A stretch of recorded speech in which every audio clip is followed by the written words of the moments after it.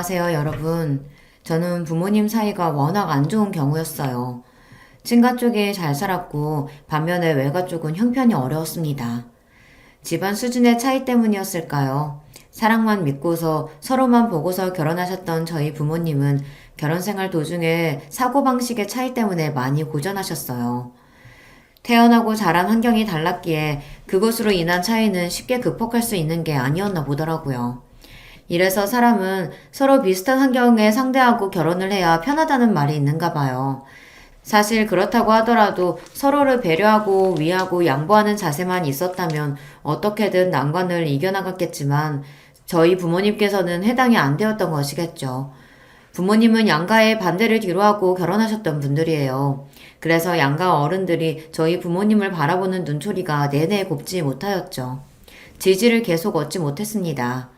아버지가 1남 3녀 중에 유일한 아들이신 분이거든요. 그리고 친가는 워낙 아들을 우선시하는 가풍이 있었고요. 내가 일찍부터 우리 아들 좋은 집 아가씨라든지 그게 아니면 많이 배워서 고상하고 지적인 인물하고 결혼시키려고 했었어. 에이, 근데 어디에도 해당되지 않는 그런 며느리를 맞을 줄 상상도 못했네. 친어머니께서는 저희 엄마를 당연하다면 당연하게 처음부터 무척이나 마음에 안 들어 하셨습니다. 집안이 좋은 것도 아니고 돈이 있는 것도 아니고 가방끈이 길거나 하면 모르겠는데 그것도 아니면서 특별히 잘난 구석도 없었거든요. 친어머니의 눈에 비친 저희 엄마의 모습은 그야말로 빵점짜리 며느리였다고 합니다. 그래서 기함을 하셨으나 결국에는 자식 이기는 부모 없다는 말처럼 결혼을 강력하게 고집하시는 아버지의 뜻을 꺾지 못하셨던 거예요. 외가는 또 외가 나름대로 엄마가 집안 수준 차이 나는 사람하고 결혼하겠다고 그러니 난리였고요. 그 집안에서 널 반기지도 않는데 너는 왜 구태여 그런 가시밭길을 걸으려고 해? 사람은 뭐든 자기 분수에 맞게 살아야 되는 거야. 그래야 마음 편안하고 행복한 거야 이거사. 너 잘 생각하고 결정해야 돼. 외할아버지께서는 안 봐도 앞날이 뻔하다고 여기시며 엄마에게 이 결혼을 하지 말라고 몇 번이나 말씀을 건네셨다고 해요. 그러나 당시 엄마의 귀에는 아무것도 들리지 않았던 것입니다. 뭐에 홀린 것처럼 그저 머릿속에는 아버지와 꼭 결혼을 해야 한다는 생각밖에는 없었다고 하네요. 이렇듯 양가의 여론이 좋지 못한 상황에서 억지로 강행하여 결혼을 하게 되었는데 그러고 나서 아버지가 좋은 모습을 보이며 잘 사시지 못했거든요. 솔직히 친가에서 아버지보다 고모들이 생김새만 딱 보아도 더 눈빛들에 힘이 들어가 있어요. 아버지는 어딘가 한량스러운 그런 분위기를 풍기시는 분이고요. 그런 분이 당시에는 나이도 젊으셨으니까 한마디로 나이를 허먹어서 철이 없는 분이셨죠. 처자식을 책임지며 늠름한 가장으로서의 모습을 보이셔야 할 아버지가 되려 더더욱 함심한 행보를 보이시는 것에 친할아버지께서는 상심이 너무 크셨던 나머지 어느 날 뒷목 잡고 쓰러지셨습니다. 아들놈을 아주 잘못 키워도 한참 잘못 키웠어. 정신 차릴 거라고 믿었었는데 이제는 가망도 없어 보이는구나.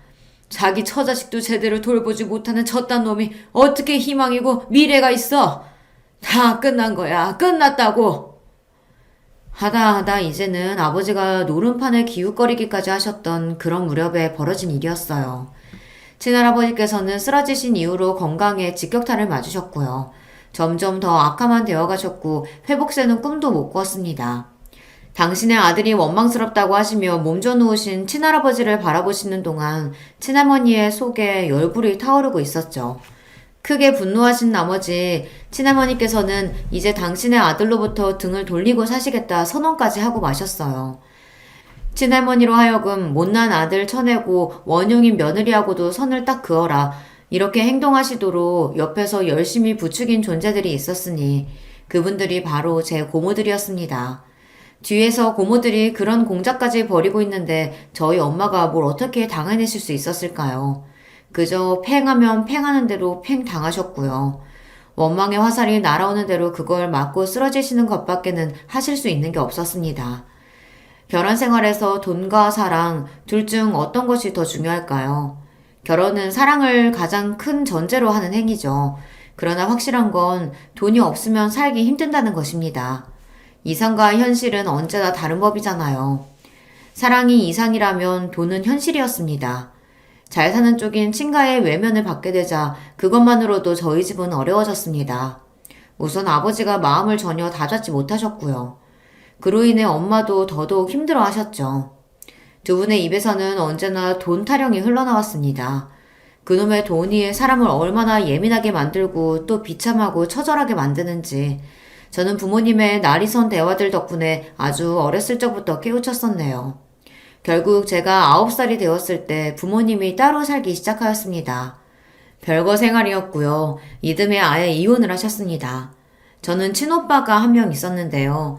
저보다 7살이나 많았어요. 나이 터울이 좀 있죠. 부모님이 이혼하시고 나서 오빠가 아버지와 살았습니다. 저는 엄마와 살았고요. 이혼하신 뒤 그리 얼마 지나지 않아 아버지는 새로 어떤 분을 만나기 시작하신 것 같았어요. 얼핏 그런 이야기가 들려오자 외할머니께서는 당장에 눈이 휘둥그레져 지금 이럴 때가 아니라며 하루라도 더 빨리 서둘러서 재혼을 하는 게 좋지 않겠냐며 그때부터 엄마를 들들 볶으셨어요. 아버지 쪽에 소식이 들려오자 괜히 마음이 조급해지면서 엄마의 재혼 문제를 빨리 서두르는 게 좋겠다는 판단이 드셨던 모양입니다. 더 늦기 전에 승부 봐야지. 네? 승부라뇨? 엄마는 대체 무슨 승부를 이야기하시는 거예요? 야 이거사, 여자는 나이가 경쟁력이고 생명력이야. 하루라도 더 젊을 때 남자 새로 만나야 돼. 너 정신 똑바로 차려, 알았지? 외할머니께서는 진작에 안 될 것 같아서 반대했던 그딴 결혼 생활 따위는 없었던 것으로 당신은 이미 그렇게 생각을 하고 계신다고 하며 엄마에게 새로 남자를 만나 새로 가정을 꾸리는 것에 집중하라고 목소리를 높이셨습니다. 엄마는 내키지 않는다는 표정으로 한숨을 푹푹 쉬고 다니셨고요. 그리고 제가 마음에 걸린다는 듯 재혼 이야기가 나올 때마다 자꾸만 저를 쳐다보셨어요. 저는 그런 시선을 받는 것만으로도 부담스러웠던 것 같아요.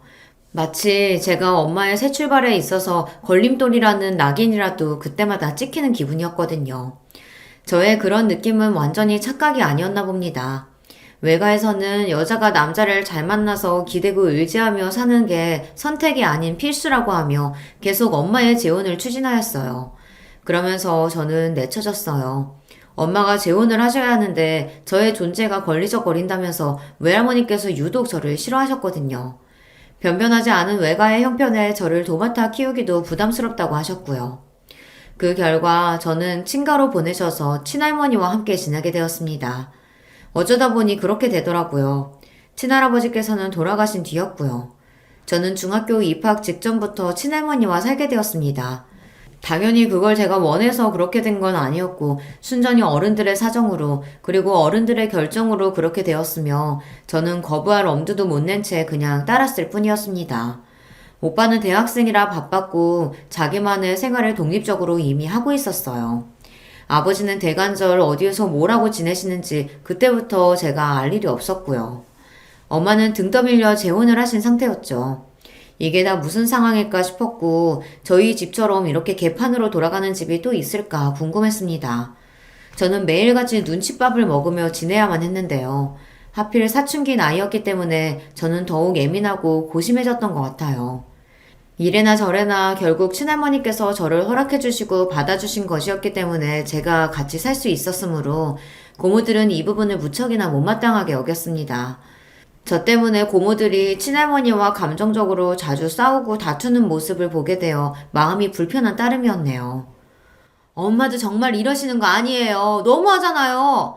이러다가 결국에는 돌아가실 때 아들한테만 재산 다 물려주겠다고 하실 건 아니죠? 고모들은 단단히 화가 나 있었습니다.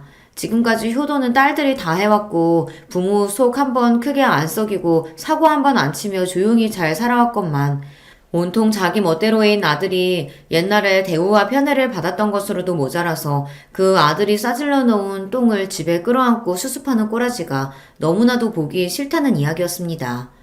고모들이 표현하는 똥이라는 것은 바로 저를 지칭하는 것이었고요. 아버지가 싸질러 놓은 똥으로 비유되는 존재가 저라는 것에 사춘기 나이에 얼마나 충격을 받았고 상처를 받았는지 몰라요. 하지만 고모들은 친할머니의 딸들이었고 미운 오리새끼인 제가 넘볼 수 있는 위치가 아니었습니다. 저는 한없이 그저 더더욱 눈치나 보며 땅굴을 파는 수밖에 없었네요. 고모들은 저를 향해 집안의 재산을 한 푼도 탐내지 말라고 엄포를 놓으시기도 했었어요. 너 혹시나 착각하지 마라. 네 몫은 없어. 너 걷어주고 먹여주고 입혀주고 이러는 것만으로도 너는 감지덕지인 줄 알아. 감사한 줄 알고 매사에 겸손하란 말이야. 알았어? 항상 주제 파악 잘하고. 고모들은 제가 거슬려서 미치겠다는 당신들의 심정을 숨길 신용조차 안 하셨고 눈빛과 말투로 전부 드러내셨습니다. 노골적으로 누군가로부터 미움을 받는다는 건 정말 괴롭고 힘든 일이었어요. 아무리 의연해지려고 해봐도 마음 먹은 것처럼 되지를 않았죠. 괜찮은 척을 하는 것조차 너무 힘들었어요. 차라리 고모들이 아예 친할머니와 심각하게 싸우고 사이가 틀어져서 서로 안 보고 살게 되면 좋겠다고 그런 기도를 속으로 할 정도였죠. 하지만 야속하게도 그런 일은 일어나지 않았고요. 고모들은 꾸준히 친할머니께 안부를 전해왔으며 종종 찾아오시는 경우도 있었습니다. 저는 집에 고모들이 와 있을 때면 한 공간에 있는 것도 불편해서 일부러 계속 밖에 있었어요. 정처 없이 길을 떠돌다가 한참 만에 집에 돌아갈 때도 있었고요. 어머나, 너 이제 오니? 뭐 하다가 이제 와? 이런 늦은 시간에. 아, 고모 계셨어요? 그게 오늘 학원이 좀 늦게 끝나서요. 고모들이 이미 가신 줄 알았다가 집에서 맞닥뜨리면 심장이 바닥까지 내려앉는 기분이었습니다. 우물쭈물 억지로 핑계를 대고 나면 오만 잔소리가 날아들었댔죠. 학원비가 얼마냐, 학원은 어디 동네로 다니냐, 너 성적 얼마나 나오냐, 목표 대학은 어디냐, 지금 용돈은 얼마 받냐, 이런 질문들은 제 숨통을 조여왔습니다. 고모들은 망설임 없이 저를 애물단지라고 칭하였어요. 얘가 보니까 서울대 갈 머리도 아니라서 공부 쪽으로 기대하긴 글렀어. 돈만 잡아먹는 괴물이지. 완전 민폐덩어리가 따로 없어.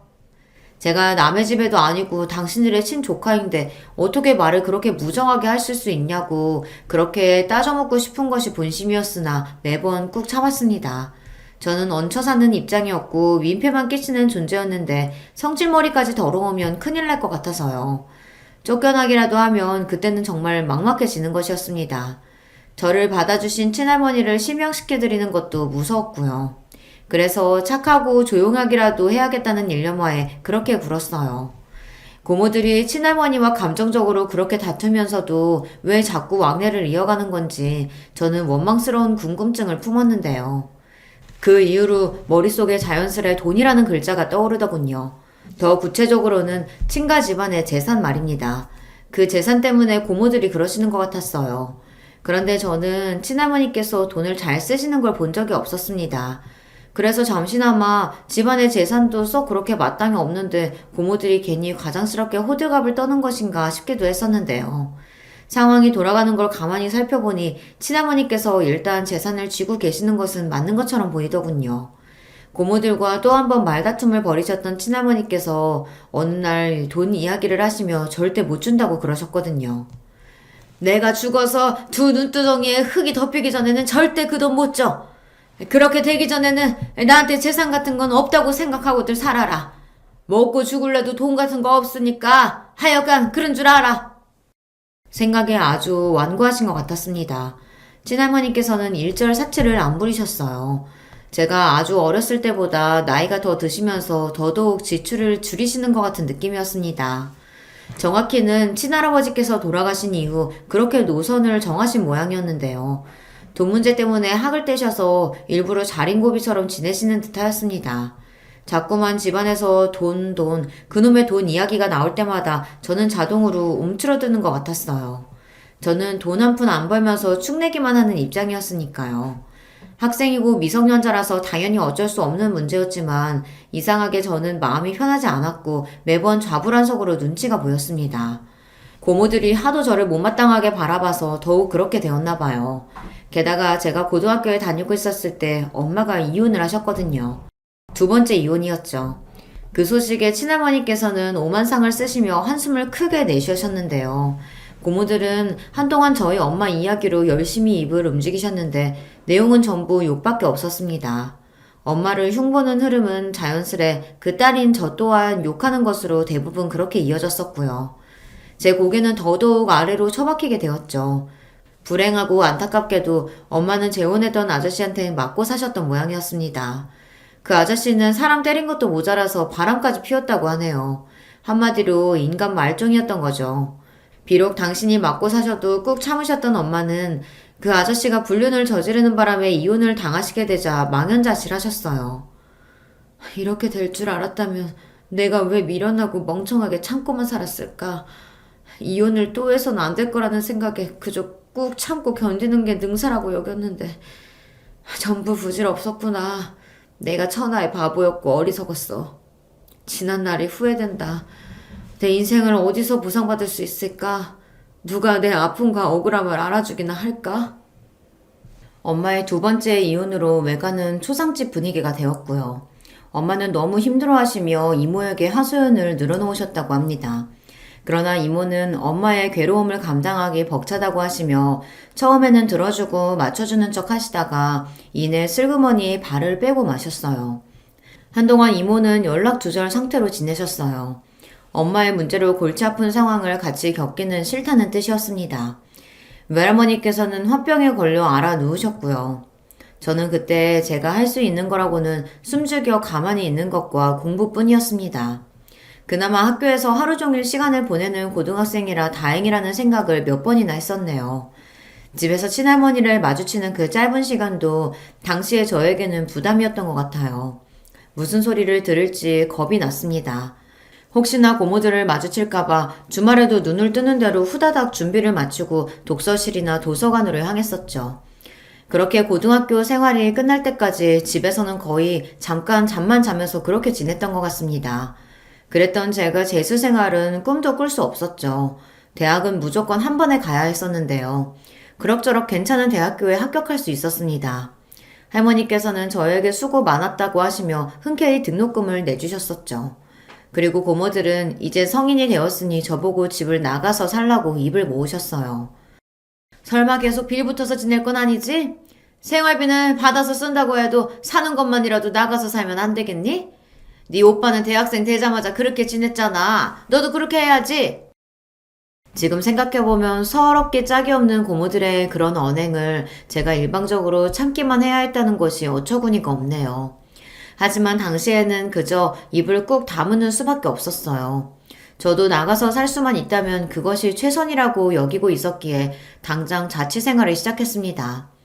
할머니께서는 나이도 어린 여자애가 혼자서 어떻게 살겠냐며 걱정하셨지만 당시에 저는 그게 어느 정도 가식일 거라고 여겼던 것 같아요. 그저 빈말로 그렇게 말씀을 건네신 것 뿐이라고 여겼던 것이었죠. 얼떨결에 떠맡다가 꽤 오래 감당하고 있어야 했던 짐, 그게 바로 친할머니에게 저라는 존재였을 텐데 제가 눈치껏 사라져 드리는 게 좋을 것 같더라고요. 양심적으로 구는 게 맞을 것 같았어요. 그래서 자취 생활을 바로 시작했었고 전공이 같은 한 살 위 언니하고 학교 인터넷 게시판을 통해서 알게 되어 같이 룸메이트 생활을 하며 돈을 아낄 수 있었습니다. 금전적인 지원은 처음 자취 생활을 시작했던 그때만 받았던 듯 싶네요. 그 이후로는 알아서 생활비를 벌어서 지냈어요. 닥치는 대로 아르바이트를 했고요. 그런 생활에만 몰두하면 성적 관리가 안 되니 남은 시간에는 학교 열람실에 처박혀서 지냈습니다. 게다가 열심히 대학 생활을 하고 있던 저에게 엄마가 연락을 해오셨어요. 우리 딸 잘 지내지? 왜 이렇게 보고 싶은지 모르겠다. 생각만 해도 그냥 막 눈물이 날 것 같아. 저를 생각하시는 것만으로도 눈물이 난다고 하시며 제가 너무 보고 싶다고 그러셨습니다. 다른 사람도 아니고 저희 엄마인데 그렇게까지 말씀을 하시니까 솔직히 한편으로는 어이가 없다가도 무시가 안 되는 거예요. 너무 피곤한 일상 가운데서도 엄마를 만났었죠. 그런데 엄마의 상태가 좋지 못한 게 제 눈에 딱 보여 가슴이 아팠어요. 엄마는 잘 웃으시며 이야기를 하시다가도 갑자기 힘이 쭉 빠진 모습으로 스스로를 비하하는 욕을 중얼거리셨고요. 만약에 당신이 갑자기 이 세상을 떠나게 되더라도 제가 너무 많이 놀라거나 슬퍼하지 않았으면 좋겠다는 소리를 거듭하셨습니다. 그 모습을 보니까 제가 불안해지더라고요. 엄마의 정신 상태가 온전하지 못하다는 게 너무 잘 느껴졌어요. 그래서 고민하다가 외할머니께 직접 연락을 드렸어요. 그랬더니 외할머니께서 딱 이런 말씀을 하시더라고요. 힘든 걸로 따지면 내가 제일 힘든데, 내가 제일 속상하고 내가 제일 괴롭고 내가 제일 죽을 맛인데 너는 이런 할미한테 웬 소리를 하는 거니? 그런 말씀을 하시니까 제가 말문이 자동으로 막혔습니다. 그렇다고 하시는데 거기다 대고 제가 뭐라고 말씀을 드리겠나요? 엄마가 그동안 의지할 곳 하나 없이 심적으로 방황을 크게 하시며 너무 힘드셨겠구나 싶어 제가 잘 돌봐드려야겠다는 마음을 먹게 됐었죠. 저라고 해서 그게 달가웠던 건 아닙니다. 저야말로 제 코가 석자였다고 말씀을 드리고 싶네요. 너무 힘들었어요. 하루 24시간이 부족했고 몸이 10개라도 지칠 지경이었습니다. 그런 저의 일상에 엄마라는 제가 돌보고 신경을 써야 할 존재까지 끼어드니까 이제는 아예 죽을 맛이었죠. 그냥 정신력으로 이를 악물고 버텼던 것 같아요. 그러는 수밖에 없었으니까요. 그때 하루하루를 너무 악착같이 지냈기 때문에 저는 대학 시절을 회상하면 별다른 캠퍼스 추억 같은 게 없어요. 피곤해서 사람들이 많이 지나다니는 도서관 건물 앞에 벤치에서 코를 골며 잠들었던 일화라든지 새벽까지 열람실에서 공부를 하다가 코피가 나서 화장실로 달려가던 도중 넘어졌던 일화라든지 그런 것들밖에는 이렇다 할 일도 없었죠. 죽어라 노력해서 졸업까지 무사히 했었고 쉬면 안 될 것 같아서 무작정 빠른 취업부터 했었습니다. 그때도 왠지 친할머니나 고모들의 눈치가 보였던 것 같아요. 고모들이 제 쪽을 주시하면서 혹시나 집안의 원조를 바라는 건 아닐지 감시하는 기분이 계속 들었기 때문입니다. 습관적으로 억눌려 있었던 것이죠. 그래서 즉각 취업을 했었고요. 그러고 나서 입사 한 달 뒤 첫 월급을 받았었는데 기쁘고 성취감이 들다기보단 되게 허무하고 머리가 멍해지더라고요. 속으로 내가 왜 취업을 했고 내가 왜 이러고 살지? 내가 원하는 건 뭐지? 돈을 많이 버는 건가? 벌어서 근데 뭘 어쩔 거지? 이런 질문들만 끊임없이 들어 괴로웠던 것 같아요. 마음의 병을 앓고 계시는 엄마에게 의지할 수도 없고 내가 더 이상 짐이 되어서는 안 된다는 그 압박감이 제 스스로의 목을 조르고 있었던 걸 그때 깨달았습니다. 저 같은 사람은 함부로 연애를 하고 결혼을 꿈꾸면 안 될 것 같았어요. 나 같은 사람은 누구 만나서 결혼해봤자 잘 살기는 진작에 글렀을 거야. 좋은 조건의 사람 운 좋게 만나서 결혼한다고 해도 결국 엄마와 같은 꼴이 되겠지. 엄마의 전철을 밟을 게 틀림없어. 많이 지쳐버렸던 저는 꽤나 비관적인 자세를 가지고 있었습니다. 부모님의 이혼 이후 거의 소식을 주고받지 않으며 지냈던 친오빠였는데요. 그런데 신기하게 오빠도 결국 저와 비슷했던 모양이더라고요. 외국으로 아예 떠난다는 연락을 받게 되었어요. 살면서 겪어온 이런저런 상황에 질리다 못해 아예 이 나라를 떠버리고 싶다는 생각을 진작부터 해왔다고 하더라고요. 비록 친밀한 남매 사이는 아니었으나 같은 환경을 공유했다는 것만으로도 동질감이 느껴져서 그제서야 비로소 오빠가 가깝게 느껴졌던 순간이었네요. 연락을 주고받자며 약속을 했었고 각종 연락처를 그때 교환했었고요. 오빠가 혼자서 몰래 여러 가지 준비를 해왔다가 외국으로 호련히 떠나버리자 아버지도 그것에는 충격을 받으신 모양이었습니다. 이놈의 망할 집구석 때문에 내가 내 아들하고 정상적으로 지내지도 못했어. 그런데 희한하게 화살을 집안에게 돌리시더군요. 집안이 이상해서 오빠가 떠난 거라고 하였습니다. 아버지는 그동안 사실혼 관계에 있는 아주머니와 지내오신 바였어요. 그러면서 오빠는 뒷전이었습니다. 그러셨던 주제에 아들에게서 아버지 대접은 받고 싶었던 모양이더라고요. 그게 깨지니까 괜히 분해서 애먼 곳에 화살을 돌리셨던 것이었죠. 그리고 고모들은 폭발하였습니다. 본인이 똑바로 안 해놓고 여태까지 한 번이라도 똑바로 살아본 적이 있었어? 자기 아들 자기가 등한시 해놓고서 왜 애먼 사람들을 잡아? 그러면서 그때 고모들이랑 아버지가 대판 싸웠습니다. 그동안은 똥이 더러워서 피하지 무서워서 피하는 것은 아니라는 식으로 고모들은 아버지를 무시했었고 아버지 또한 고모들을 모른 척 했었거든요. 그런데 이때 제대로 맞붙은 것이었죠. 당연히 쪽수가 많은 쪽이 우세할 것처럼 보였으나 아버지에게는 우군이 있었습니다. 바로 친할머니 말입니다. 자식 문제로 골머리 앓고 있는 사람한테 너희는 그러고 싶니? 너희들은 어쩜 그렇게 매사에 냉혈하니야? 평생 그 모양이구나. 고모들에게 일침을 놓으셨습니다. 그러자 고모들이 굉장히 기가 막혀 하시며 절대로 아버지 같은 한심한 인물이 집안의 재산을 밖에 두진 않을 테니 두고 보자는 말씀들을 남기셨어요. 재산 이야기가 나오니까 그때 아버지가 발끈하셨고요. 그러면서 고모들과 2차전을 벌이셨고 완전히 사이가 틀어져 버렸습니다. 그런데 저는 어쨌거나 아버지의 자식이었고, 그러면서 아버지로부터 완전히 잊혀진 자식처럼 여겨지며 친할머니와 7년간 살기도 했던 그런 존재였고요. 그러니까 집안에서 제가 되게 애매한 위치였습니다. 이럴 때일수록 저는 늘 그랬듯이 조용히 숨죽이고 있는 게 능사라고 여기며 가만히 있었습니다. 아무 소리도 안 했고 아무 참견도 안 했어요. 여전히 돈 달라는 요구도 안 했고요. 제 힘으로 알아서 살았습니다. 그런데 상황이 공교롭게 돌아가더군요. 고모들의 자식들이 마치 짠 것처럼 연이어 줄줄이 사고들을 쳐댔고 각자 안 좋은 일들이 벌어졌거든요. 한 해의 경우를 가져와 보자면 아니 밤중에 뺑소니 사고를 치고 달아나다가 경찰에게 붙잡혀서 인터넷 뉴스에 나오기도 했었습니다. 정말 별별 일들이 놀라울 정도로 계속 터졌고 고모들은 다들 난리가 났죠. 그러면서 당연히 전부 날이 섰고 예민해진 가운데 돈 이야기가 또 나왔어요. 친할머니와 그 과정에서 고모들이 크게 싸우기도 했습니다. 이제는 그냥 친할머니께서 돌아가실 때만 기다렸다가 그때 돈을 받겠다며 그런 소리들을 고모들이 공공연히 하시기도 하였는데요. 아버지는 정식으로 재혼을 하시겠다고 했다가 혼인신고를 앞두고서 바람을 피우시는 바람에 상대 아주머니한테 고소를 당하니 마느니 하면서 상황이 복잡하고 시끄러워졌고요. 한마디로 바람잘 날 없는 집안이었습니다. 외국에 훌쩍 떠나버린 오빠가 부러워질 수밖에 없었네요. 저는 그냥 하루하루를 지겹고 힘들어도 억지로 버티면서 살았어요. 일을 다니면서 엄마를 신경 쓰는 일상이었고요. 엄마는 차차 상태가 좋아져서 제법 보람도 있었습니다. 그러던 어느 날 이모가 귀농을 하시겠다고 그랬어요. 특수 작물을 키우면서 앞으로는 시골 생활을 하겠다나 뭐 그런 이야기였는데 특이한 점은 저희 엄마와 함께 가고 싶다는 뜻을 이모가 밝히셨다는 것입니다. 전에는 내가 신경을 많이 못 써줘서 그게 미안했고 내내 마음에 걸렸어.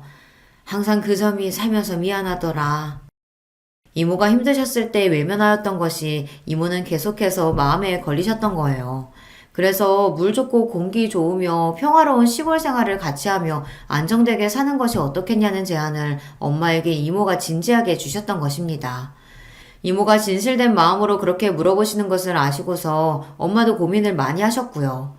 그러다가 결국 지금까지와는 다르게 살아보자는 결심으로 용기를 내시고 엄마는 귀농길에 같이 가시는 것으로 정하였습니다.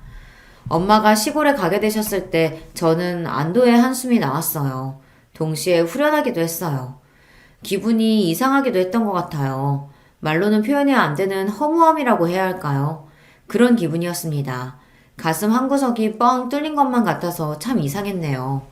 그런 저를 눈치채셨던 것인지 시골로 간 지 며칠 지났을 때 엄마가 저와 통화를 하시며 물어보시더군요.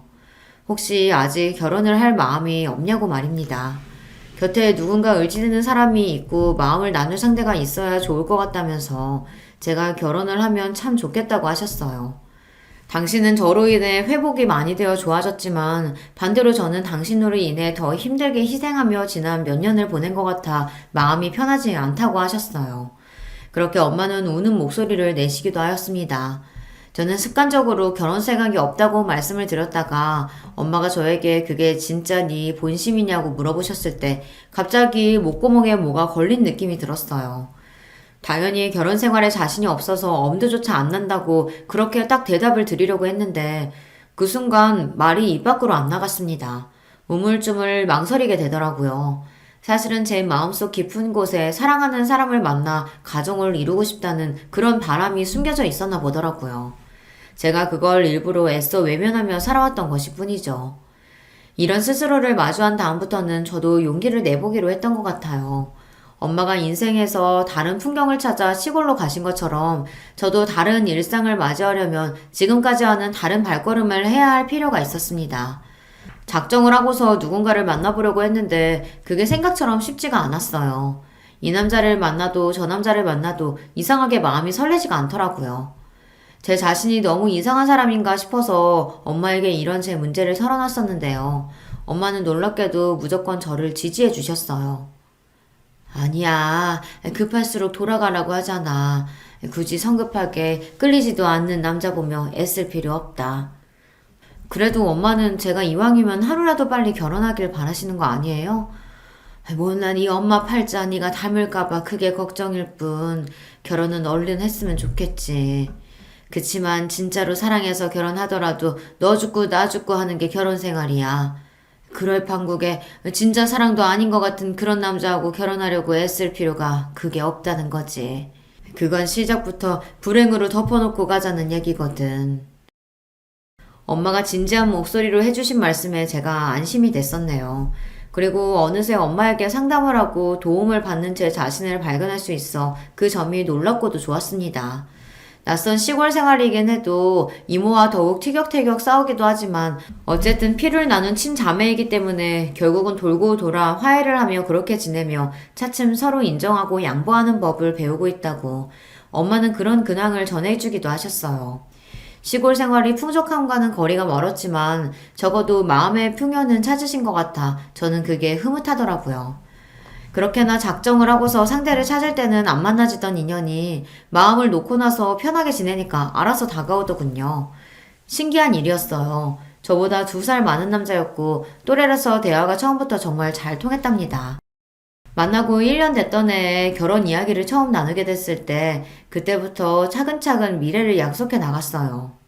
얼굴에 구김살이 없는 사람이었죠. 마치 세상의 풍파를 겪어본 적 없는 것처럼 보일 때도 있었는데요. 저는 그런 점이 마음에 들었고 그늘 한 점 없이 해맑은 면을 보면서 부럽기도 하고 닮고 싶다는 생각도 했었어요. 예비신랑 또한 저를 보며 본인한테 없는 부분을 신기해하였습니다. 제가 대학을 다니는 동안 그렇게나 많은 아르바이트를 해봤다는 사실을 처음에는 안 믿으려고 했었네요. 몸이 여러 개도 아닌데 어떻게 그럴 수가 있어? 그 많은 아르바이트를 다 해봤는데 그 성적 유지하면서 졸업까지 했었다고? 와, 말이 안 된다. 이건 진짜로 인간 승리라고 생각해. 대단하고 존경스럽기까지 하다. 나는 누가 나한테 돈 주면서 그렇게 살아보라고 해도 못할 것 같거든. 더군다나 20대 초반의 나이에 인내심이 없어서 불가능한 일이지. 예비 신랑은 살면서 아르바이트를 해본 건 딱 한 번뿐이라고 하더군요. 그것도 생판 모르는 곳이 아니라 사촌 형이 소개시켜준 일자리였다고 그랬어요. 소개로 들어갔던 거니까 아무래도 적응하기도 편하고 여러 가지로 매장에서 편의를 봐주기도 했었다고 하네요. 역시나 저도 살면서 종종 느낀 바였지만 인맥만큼 유용하고 고마운 것은 없더라고요. 이런 것만 봐도 느껴지지만 예비신랑과 저는 결이 다른 사람이었습니다. 살아온 궤적이 완전히 달랐어요. 특히나 저는 가정 환경이 평범하지 않았잖아요. 예비신랑은 너무나도 평범한 가정 안에서 살아왔더라고요. 이런 차이가 있었죠. 그래서 저는 상반된 환경에서 살아온 저희 부모님이 끝내 결혼 생활을 잘 해내지 못하셨던 점이 생각나서 예비신랑과 제가 결혼해서 잘 살 수 있을지 걱정이 되기도 했었답니다. 결혼하고 싶은 마음이 있는 것과는 별개로 존재하는 걱정이었어요. 하지만 뭐든 직접 부딪혀봐야 아는 것이라는 믿음으로 예비신랑과 결혼하겠다는 마음을 돌리지 않았고요. 양가에 결혼하겠다는 뜻을 전하게 되었습니다. 엄마는 너무 잘됐다며 기쁘다고 해주셨고 아버지에게는 말씀을 드리려고 했다가 끝내 망설였고 더 나중에 알려드리는 쪽으로 정했습니다. 오빠한테도 연락해서 결혼할 것 같다고 말했고요. 그리고 친할머니께도 말씀을 드렸어요. 그러자 저를 무척 대견해 하셨습니다. 잘해준 것도 하나 없는데 너는 네가 알아서 뭐든 잘해내었지. 그래서 기특하기도 하고 한편으로는 안쓰럽기도 하고 미안하기도 하구나. 그리고 저에게 미안하다고 그러셨습니다. 저는 그런 소리를 듣게 될 줄은 상상도 못한 바였기에 깜짝 놀랐어요. 친할머니께서는 거칠애로 그런 말씀을 하신 게 아니라 진심이셨어요. 저와 따로 만나서 대화를 하고 싶다고 하셨고요. 찾아가 뵈었더니 저를 위해서 직접 밥상을 차려놓으셨더군요. 몸둘 바를 모르겠는 그런 기분이 들어 머쓱하게 밥상 앞에 앉았는데요. 수저를 들자마자 갑자기 머릿속에 스친 기억들이 있었죠. 집에 안 붙어 있으려고 용을 썼던 고등학교 시절 말입니다. 그때 새벽같이 일어나 보면 식탁에는 항상 저를 위해 차려진 뚜껑 덮인 그릇 2개가 있었습니다. 하나는 죽에 가까운 끓인 밥이었고 하나는 오이지였어요. 제가 오이지라면 환장하는 입맛이었거든요. 저는 이른 아침마다 그걸 먹고서 학교에 갔었고 자정이 거의 다 되어서 깜깜한 밤에 집에 돌아오면 그때는 또 식탁에 계란찜이 담긴 작은 냄비라든지 미역국이라든지 그런 게 있어서 저는 그걸 허겁지겁 먹고 나서 씻고 잠드는 일상이었죠. 그때는 그냥 그걸 당연하게 생각했었습니다. 하지만 지나고 보니까 할머니께서 저를 위해 아침 7시에 먹을 수 있는 밥상과 밤 12시에 먹을 수 있는 먹거리를 항상 미리 준비를 해두셨던 것이라는 그 사실이 저에게 조금 색다른 깨달음으로 다가왔습니다. 그때 생각이 나서 조금 울컥한 심정으로 친할머니께서 손수 차려주신 밥상을 맛있게 먹었네요. 그러면서 친할머니로부터 이런저런 이야기를 들을 수 있었어요. 고모들도 그 자식들도 또한 제 아버지도 전부 가면 갈수록 친할머니의 심경만 복잡하고 힘들게 만드는 존재들로 자리를 잡은 모양이었습니다. 그간 제가 모르고 있었던 자잘한 일들도 많았더라고요. 고모들끼리 심하게 싸워서 이제는 서로 연락도 안 하는 눈치라고 하였고요. 아버지는 정신 못 차리시고 새 여자를 만나셨으며 허황된 사업 이야기를 꺼내시는 바람에 친할머니께서 학을 떼셨다는 후문이었습니다. 너 하나 잘 건졌다는 생각이 요새 들어 내가 자꾸만 들더구나. 야무지게 자기 앞길 자기가 알아서 개척하고 자기 능력껏 살아보려고 하고 그런 마음가짐이 되어 있는 게 우리 집에서는 너 하나밖에 없어. 아유, 내가 이 사실을 진작에 알았어야 했는데 그랬으면 덜 골치 아프게 살았으려나 싶다. 친할머니께서 씁쓸하게 웃으시는 와중 그 눈가에는 눈물이 묻어나오고 있었습니다. 그 모습에 제가 너무 마음이 아팠어요. 그래서 그동안 못 부려본 손녀로서의 재롱이나 떨어볼까 싶어 제 딴에는 용기를 내어 여러 가지 이야기를 제잘거렸답니다. 그동안 제가 사회생활을 해온 이야기라든가 저희 엄마의 변화 같은 그런 이야기들을 실컷 떠들었더니 어느새 놀랍게도 4시간이 훌쩍 지나 있었더라고요. 시계를 보고 눈을 의심했었습니다. 그러고 나서 왠지 편해진 느낌이 들었었는데요. 친할머니 역시 마찬가지였는지 저를 배웅하시면서도 보내기 아쉽다는 표정을 짓고 계셨고 마지막까지 제 손을 꼭 잡아주시더라고요. 친할머니 댁에서 나오는 길에 올려다본 하늘이 유난히 깨끗해서 앞날이 다 잘 풀릴 거라는 예감이 들었더랬죠. 그로부터 몇 주 후 상견례를 하게 되었어요. 일단 상견례를 하면서 서로 간에 알아가자는 게 예비 시댁 측의 의견이었고 저도 동의했습니다. 그런데 문제는 그때 외할머니께서 갑자기 몸이 안 좋아지시는 바람에 이모 또한 발목을 크게 삐어서 치료를 받고 계시던 와중이었거든요. 그래서 엄마가 도저히 상견례에 참석하실 상황이 아니었어요. 상견례장에는 엄마 대신 친할머니께서 참석해 주시기로 하셨어요. 친할머니께서는 그런 자리에 당신이 가게 되셔서 너무 기쁘고 설렌다고 말씀해 주셨고 제 입장에서는 고맙고 감동적이었습니다. 예비 신랑에게도 그렇게 되었다고 알려주었고요. 아무런 문제가 없을 줄 알았어요. 그런데 당일 상견례장에 도착해보니 예비 시부모님은 물론이고 예비 시누이 둘까지 와 있는 게 아니겠어요. 예비 시누이들은 결혼을 한 상태였고요. 한 명은 심지어 아주 멀리 살기까지 하는 것으로 제가 그렇게 알고 있었기에 상견례장에서 보게 되니까 많이 당황스러웠죠. 그쪽은 인원이 5이었고 저랑 친할머니 달랑 둘이라서 너무 비교가 되었습니다. 룸도 분명히 의자 3개씩 놓고 마주보는 6인 테이블로 잡았다고 예비 신랑이 그랬었는데 그게 아니라 의자가 4개씩 있는 8인 테이블이더라고요. 그래서 예비 시누이 중 한 명이 의자를 모퉁이에 하나 더 놓고 앉은 모양새였어요. 당황한 제가 예비 신랑에게 눈짓을 보냈죠. 그랬더니 저한테 윙크로 화답하더군요. 어이가 없었습니다. 진짜 문제는 바로 그 가족들의 표정이 안 좋다는 것이었네요. 마지못해 슬쩍 미소 짓는 표정들이었고요. 어떻게 모친냐 아니라 할머님이 나오셨냐고 예비 시모가 물어보시길래 엄마가 급한 사정 때문에 못 오셨다고 대답해 드렸어요. 예비 신랑이 전혀 자기 가족들한테 언지를 안 해줬나 보더라고요. 이것도 당황했네요. 암만 사정이 있으셔도 그렇지 자식 상견례인데 잠깐 들르는 것도 어려우셨나 보네요. 아, 그게 저희 엄마가 많이 멀리 사셔서요. 양친이 일찍 이혼한 걸로 아는데 그런데다가 멀리 살기까지 해요? 그래도 저는 할머니가 가까이 사시는 편이라서 괜찮습니다.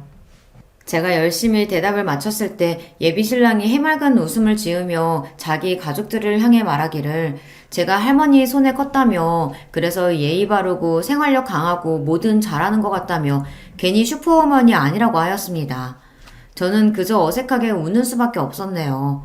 그런데 예비 시부는 마치 먼 산을 바라보듯 그렇게 굴고 계셨고 예비 시누이들은 자기들끼리 뭐라고 속닥거렸습니다.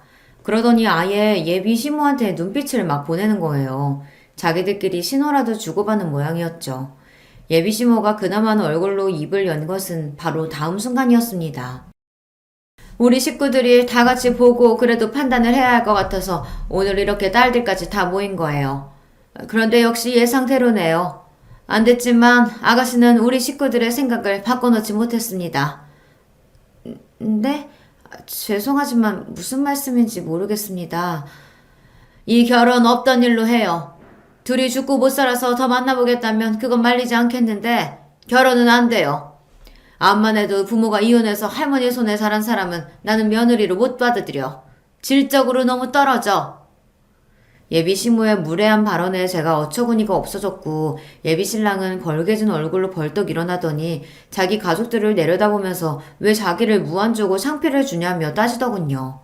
그러자 예비 시모가 엄하고도 애틋한 표정으로 예비 신랑에게 이렇게 이야기했고요. 이 녀석아, 다 너를 위해서야. 이 세상에서 제일로 너를 위하는 게 가족이라는 걸 왜 몰라? 그러자 예비 신랑이 묘하게 감동받았다는 표정을 짓는 게 아니겠어요. 그걸 보고서 제가 그동안 사람을 잘못 봤다는 생각이 들어 기가 막히고 배신감이 들었습니다. 자기들끼리 대체 뭐 하는 짓이란 말이에요. 웃기지도 않는 가족이었어요. 저는 민망했고 화가 났고 친할머니께서 이런 상황을 보시게 한 것이 죄송스러우면서도 부끄러웠어요. 미치겠더라고요. 예비 시모가 저를 깔보는 기색으로 제가 불쌍하고 안 됐지만 그런 동정심으로 결혼을 허락해줄 수는 없다고 덧붙였습니다. 친할머니께서 피식 웃으신 건 바로 그때였죠. 잘 됐네요. 나도 이 결혼 그냥 반대도 아니고 결사 반대니까 뜻이 통했군요. 어머 그러세요? 잘 됐네요. 소녀를 위하신답시고 혹시 저희 바제가랑이라도 물고 늘어지시면 어쩌나 내심 걱정하던 참이었는데 아니라고 하시니까 다행이에요. 아이고 누가 물고 늘어진다는 건지 별 황당한 소리를 다 듣겠네. 내가 언뜻 들은 게 전부인지라 정확하게 몰라도 사는 수준이 변변하지 않은 것 같던데 고작 이따 이 집안에 내 귀한 소녀를? 참나 말도 안 될 일이지. 저기요 할머님 말씀 가려서 하세요. 이혼 가정에다가 돈 없어서 학교 다닐 때도 아르바이트로 허덕이며 살아온 수준의 아가씨를 며느리로 맞이하기에는 집이 너무 잘 살아서 곤란하다는 것 정도라는 건 알아주시고요. 사는 수준이 얼추 맞아야 하는 법이지. 이렇게 차이 나면 결혼은 당연히 어려운 겁니다. 뭐라고 떠드는 건지 나는 도통 모르겠고 내 재산 200억 정도는 되니까 이거 나한테 고스란히 다 물려받을 내 손녀나 물고 늘어지지 마시오. 말 바꿀까봐 벌써부터 겁나 죽겠네. 친할머니의 입에서 200억이라는 금액이 나왔을 때 상견례장이 찬물 세례를 맞은 듯 하였습니다. 저도 놀라서 심장이 뛰었지요. 친할머니께서 자산가라는 것은 당연히 옛날부터 짐작 가능한 바였으나 구체적인 액수를 접한 적은 없었습니다. 그래서 놀라웠는데 저보다 예비 신랑과 그 가족들이 훨씬 더 놀란 모습이더군요. 특히 예비 신랑은 다리에 힘이 풀렸는지 자리에 앉으려다 잘못 휘청거려서 바닥에 엉덩방아를 찍고 말았습니다. 무당탕 소리가 들려오는 가운데 예비 시부를 선두로 그 가족들이 앞다투어 그 재산이 진짜냐고 물어댔고요. 친할머니께서는 짜증스러운 눈빛을 천천히 쏘아주신 뒤 자리에서 일어나셨고 저는 반사적으로 함께 일어나 부축을 해드렸습니다. 이만 가자. 수준 낮아서 겸상 못하겠다. 돈도 없는 것들 주제에 무식하고 무례하기까지 완전히 저질이구만. 네 할머니 얼른 가요. 제가 사람을 잘못 봐서 큰 실수를 했네요. 아니다. 살면서 누구나 실수는 저지를 수 있는 거야. 그래도 네가 저 인간들한테 우리 집안 잘 산다고 돈 많다고 그런 얘기는 안 해둬서 다행이구나. 네 정말 그렇네요. 재산 이야기는 입도 뻥끗 안 하길 아주 잘한 것 같아요. 친할머니와 저는 그때 쿵짝이 잘 맞았습니다. 만담을 나누며 상견례장을 빠져나갔고 마지막으로 예비 신랑을 향해서 연락하면 주변에다가 네 가족들 수준이 어떤지 이야기 다 퍼뜨릴 거라는 그런 소리를 남겨주었네요. 간신히 정신 차리고 일어났던 예비 신랑은 제 말을 듣고서 다시 털썩 주저앉았고요. 예비 시부의 넋이 나간 모습, 경악에 질린 예비 시누이들, 그리고 충격에 빠져있는 예비 시모의 얼굴까지. 꽤 볼만하다는 생각으로 저는 제법 마음이 개운해져 친할머니와 걸음을 옮길 수 있었답니다. 사랑해서 결혼까지 그렸던 남자였건만 이렇게 한순간에 미련 하나 없이 말끔히 정까지 떨어질 수 있는 건지 스스로 신기했고 허무하기도 했던 것 같아요. 당연히 그 남자는 저에게 따로 찾아와 사죄를 했고 매달렸고 울고불고 난리를 쳤습니다. 그러나 저는 단호하게 거절했고 속이 시원했네요. 친할머니의 200억 재산 발언은 허풍이 담기지 않은 진심이었고요. 또한 저에게 당신의 재산을 물려주실 작정 또한 진짜로 하고 계신 것이었습니다. 재산을 노리는 하이에나들도 설마하니 그 재산이 미리 저에게 물려질 것이라고는 예상할 수 없었던 영역이었기에 바로 그 점을 친할머니께서 노리셨어요. 그래서 저는 진작에 재산을 상당수 받았으나 그 사실을 아무도 몰랐습니다. 외할머니께서는 돌아가셨으나 친할머니께서는 지금까지도 꽤 정정한 모습으로 잘 계시답니다. 저는 그때 이후로 새로운 인연을 만나서 너무 행복하게 잘 살고 있는 중이고요. 의도한 건 아니었으나 집안이 유복한 사람을 만났는데요. 생각도 깊고 매사에 여유로운 사람이랍니다. 친할머니께서도 무척 흡족해 하셨어요. 저희 엄마도 건강하게 잘 지내고 계세요. 제가 친할머니의 동의를 받고서 지어드린 멋진 전원주택에서 편안한 일상을 보내시느라 얼굴에는 늘 잔잔한 미소를 짓고 계신답니다.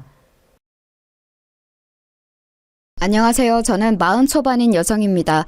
지금 서울에서 살고 있고요. 여기 다른 많은 분들의 사연과는 다르게 저는 시댁가족들과 있었던 일은 아니고 남편의 동창과 엮었던 일이 있어서 한번 보내봅니다. 일단 저는 사법고시 출신의 변호사입니다. 사법고시라니 참 오래전에 폐지된 이름이죠. 제가 02학번인데 대학 졸업 전에 이미 사법고시를 합격해서 연수원에 들어갔었으니 상당히 이르게 합격하여 일을 시작했던 편입니다. 덕분에 연수원에서든 동기들 중에서든 거의 막내에 가까웠어요. 물론 최연소 합격자는 아니었습니다. 저보다 더 어린 친구가 둘 있었거든요. 제가 대학을 좀 오래 휴학하고서 사법고시를 준비했던 것도 있고 해서요. 아무튼 꽤 어린 시절에 이미 일을 시작했던 터라 법조계 쪽에서 잔뼈가 굵은 변호사입니다. 물론 제가 변호사로 일을 시작한 것은 아니었고요. 연수원에서 판사 임용이 될 정도의 성적은 안 나왔던지라 검사로 임용이 되었습니다.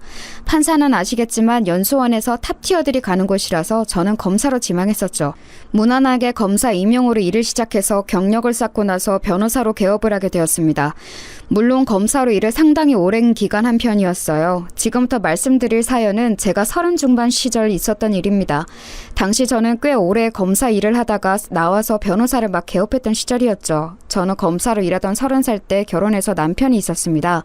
남편은 법조계 사람은 아니었고요. 일을 하다가 만났던 회계사였습니다. 사건에 좀 억울하게 휘말릴 뻔했는데 제가 사건 처리를 하면서 아닌 것을 밝혀주어서 남편이 고마워했고 저한테 따로 연락을 하다가 사귀게 되었고 그러다가 결혼까지 하게 되었었죠. 일단 남편이 어떤 사람인지부터 말씀드려야겠네요. 남편은 무척 순한 사람입니다. 회계사답게 꼼꼼하고 원칙주의자인데다가 사람이 꽉 막힌 데가 있어서 답답할 정도이기도 한데요. 물론 저도 검사라니 꽤나 답답하게 정도를 걸어야 한다고 생각하는 사람이긴 하지만 남편은 그 정도가 아닙니다. 사람이 아주 길 하나를 가르쳐주면 그거 외에는 가지 않으려고 하는 사람이기도 해요. 큰 소리 나는 것이나 폭력 있는 것을 끔찍하게 싫어하기도 하고요. 그래서 처음에 제가 검사로 일하면서 사건 사고 현장을 목격하고 거친 범인들이나 참고인들과 실랑이 하는 것을 아주 걱정스럽게 바라보기도 했어요. 남자인 자기도 무섭고 꺼려지는 일을 여자인 제가 한다면서요. 게다가 제가 체구가 마르고 작은 편이라서 처음에는 더욱이나 저를 보호하고 싶어 했죠. 물론 사귀고 나서는 제게 보호받는 처지가 되기는 했지만요. 성격이 그 모양이니 어릴 때부터 아주 공부 잘하는 모범생의 부모님 말씀은 한 번도 어긴 적이 없다고 하더라고요. 그런 면이 마음에 들어서 결혼한 것이라 남편이 순하고 시부모님 말씀 잘 듣는 것에는 아무런 불만이 없습니다. 사실 저희 시부모님은 매우 합리적이시고 남편과 저보다 훨씬 융통성 있는 분들이셔서 저희가 뭐 불만을 가질 만한 구석이 없었죠. 시댁은 그리 잘 사는 편도 아니고 그냥 평범한 회사원 집안이었지만 저희한테 노후를 기대셔야 할 만큼도 아니셨고요. 그런데 결혼하고서 5년 지난 35 어느 날 남편이 갑자기 동창 모임에 저한테 같이 가자고 청하더군요. 무슨 일이야? 동창 모임 그동안 자기만 나갔었잖아. 그동안은 자기가 너무 바빠서 그랬지. 이제 검사일 때만큼은 안 바쁘잖아. 사실 그렇기는 했어요. 그 애초에 변호사 개업을 했는데 물론 영업을 뛰고 사건 처리를 하느라 바쁘기는 했지만 검사일 때와는 업무의 절대량 자체가 달랐습니다. 검사나 판사의 경우 여러분이 생각하시는 것 이상의 일을 하곤 한답니다. 읽어야 하는 사건 파일이나 관련 사항이 정말 상상하는 이상이죠. 하지만 그래도 변호사는 제가 임의로 사건의 양을 조절할 수 있어서 그나마 워라밸이 좋은 편이었습니다. 그런 제 모습을 알았기 때문에 결혼 후 5년 동안 남편은 계속해서 혼자 동창 모임에 나갔지만 올해는 저와 같이 나가자고 한 거였죠. 아니 그럼 여태까지 부부 동반이었는데 계속 자기 혼자 나갔던 거였어? 그렇지 뭐 반잠도 못 자고 밥도 제대로 못 먹는 사람한테 동창 모임 나가자고 어떻게 말해? 남편은 당연하다는 듯이 말했어요. 사실 그렇기는 했지만 그래도 5년 동안 한 번쯤은 욕심내볼 법한데도 한 번도 제게 말도 안 꺼냈다는 게 귀엽기도 했습니다. 저는 그럼 그러자고 말하고서 남편이 부끄럽지 않도록 좋은 옷을 꺼내 입고 머리도 잘 만지고서 그날 동창 모임을 가기로 했습니다. 남편은 지방에서 고등학교를 나왔어요. 그래서 고등학교 동창회가 일종의 향유의 느낌도 있는 거였죠. 저는 외국어 고등학교를 나와서 친구들이 전부 다 비슷한 업종에 일하고 있었고 서울 출신이라서 분위기가 좀 다를 거라고 기대하기는 했습니다. 저희는 고등학교 때 친구들이 거의 동창 모임도 필요 없이 자주 만나서 수다를 떠는 사이기도 했기 때문에 사실상 동창 모임이 평소 친구 모임이나 다를 바가 없었거든요. 그런데 남편은 딱 1년에 한 번 만나는 모임이라고 하더군요. 그래서 친구들도 그렇게 친하지는 않고 그때그때 연락되는 사람들이 안 나오다가 다시 나오기도 하고 그런다고요. 그런데 이번에는 호텔에서 하네? 우리 원래 이렇게 고급스럽게 안 하는데. 누가 뭐 돈 좀 벌었나? 동창 모임 누가 한 명이 지원해주기도 하잖아. 우리 동창 중에 그렇게 돈 많이 번 놈이 있을까? 그건 잘 모르겠다. 남편은 연신 고개를 갸웃거리더군요. 뭐 사업을 하는 사람이 있다면 얼마든지 갑자기 돈을 많이 벌 수도 있는 노릇이었으니까요. 그리고 여태 연락 안 되던 사람이 갑자기 나타났을 수도 있는 거고요. 그래서 저희는 동창 모임 공지가 뜬 대로 서울의 한 호텔 식당으로 찾아갔죠. 나름대로 큰 홀을 빌렸더군요. 호텔이라고는 하는데 그렇다고 정말 5성급 으리으리한 곳은 아니었고요. 그냥 적당한 곳이었지만 분명히 이 정도 인원의 모임을 하려면 돈이 많이 들었을 것임은 확실했죠. 거의 100여 명이 모인 상태였으니까요. 저희 때는 고등학교에 사람이 워낙 많았을 때였고 남편네 학교도 한 학년의 전교생을 합하면 거의 1000명 가까웠다고 했거든요. 이 정도면 그 숫자에서 적게 모인 거겠죠. 야 진석아 너 왔어? 그때 홀에 모인 사람들 중에서 누군가가 남편한테 말을 걸더라고요. 남편은 반갑게 인사하면서 악수했죠. 야, 너 결혼하고서 아내분 전혀 안 모시고 나오더니만 이렇게 같이 왔구나. 안녕하세요, 재수씨. 결혼식 때 뵙고 처음인 것 같네요. 그러고 보니 저희 결혼식 때 5년 전 한 번 왔던 분이었어요. 아마 동창 모임 때는 남편하고 빠짐없이 만났던 제법 친한 동창인 것 같았는데 저로서는 몇 년 전 한 번 만났을 뿐이니 알 수 없었죠. 아유, 여전히 미인이시네요. 여전히 검찰에서 일하시나? 친구가 말끝을 흐리면서 남편을 바라보자 남편의 고개를 저었어요. 아니야, 올해 변호사 개업했어. 아, 그러셨구나. 앞으로 잘 부탁드립니다. 저도 혹시 신세질 일이 있을지 모르니까. 친구는 너털 웃음을 지으면서 저한테 명함을 건넸고 저도 명함을 줬습니다. 남편 친구라고 해서 딱히 잘 봐줄 생각은 없었지만 어쨌든 의뢰인이 될지도 모르는 사람이니까요. 저는 그 친구가 가고 나서 남편의 옆구리를 찔렀죠. 혹시 지금 동창 모임에 나 뭐 하는지 다 소문났어? 아니야, 절대 아니야. 쟤하고 그때 우리 결혼식에 왔던 애들 몇만 알고 나머지는 몰라. 나 고등학교 동창 애들이랑 별로 안 친한 거 알잖아. 저는 평소 제 직업으로 유세 떠는 것을 싫어했기 때문에 조금 날카롭게 말이 나왔고 남편은 화들짝 놀라서 손을 저어댔습니다. 뭐 모임에서 몇몇이 알고 있으면 많이들 알기는 하겠죠. 하지만 이 동창 모임은 꽤 서로 대면대면한 사이들인 것 같았기 때문에 저는 그냥 고개를 끄덕이고 알았다고 했어요. 그러고서 마주치는 남편의 동창들마다 인사를 하는데 참 귀찮고 피곤하더군요. 물론 저도 일 때문에 행사에 가서 아는 이들과 인사를 해야 하는 경우는 무척 많았지만 남편의 동반자로 같이 가서 인사를 하는 경우는 처음이었거든요. 나서기를 싫어하는 편이라서 그냥 얌전하게 뒤에만 서서 미소 짓고 인사만 하려니 무슨 고개 까딱거리는 인형이 된 것 같기도 하고요. 반면 남편은 신난 것 같았습니다. 제가 싫어하는 걸 아니까 제 직업은 말 안 하고 그냥 일하고 있어 정도로 소개를 하고 있었는데 동창들이 입 빨린 소리로 인사하며 와이프가 미인이다 라고 해주니까 거기에 어찌나 신이 났는지 좀 한심해 보이긴 했지만 그래도 이내 자랑스러워하는 남편이니 거기다 대고 싫은 소리를 할 이유도 없어서 저는 그냥 두고 보기만 했어요. 저도 좀 까다로운 편이라서 평소에 마음에 안 드는 게 있으면 바로 그 자리에서 말하는 편인데 이 정도면 많이 봐준 거였죠. 어느 정도 인사를 나누고 나니까 진행자가 앞에서 마이크를 들더라고요. 자, 동창 여러분, 오늘 이렇게 호텔에 와서 럭셔리한 모임을 할 수 있었던 이유 궁금하지 않으십니까? 모여선 동창들이 웅성웅성 하더군요.